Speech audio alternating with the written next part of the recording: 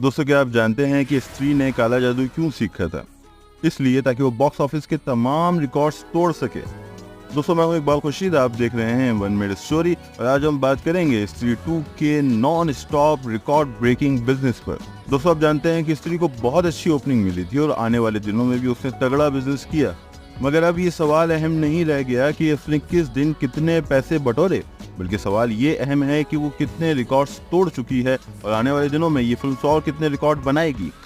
दोस्तों, आप जानते हैं कि फिल्म ने 400 करोड़ का संग मील अबूर कर लिया है और जिस वक्त आप ये पॉडकास्ट सुन रहे हो एंड मुमकिन है कि KGF 2 के नंबर्स को क्रॉस कर लिया गया हो। अब ये क्लियर है कि ये फिल्म 500 करोड़ का बिजनेस लाजमी करेगी और आसानी से कर जाएगी। अगले चंद दिनों में आपको ये खबर मिल जाएगी। उसके बाद ये एनिमल, पठान और गदर के नंबर्स को क्रॉस कर लेगी। अब सवाल यह है कि श्रद्धा कपूर और राजकुमार राव की फिल्म क्या शाहरुख खान की जवान को भी हरा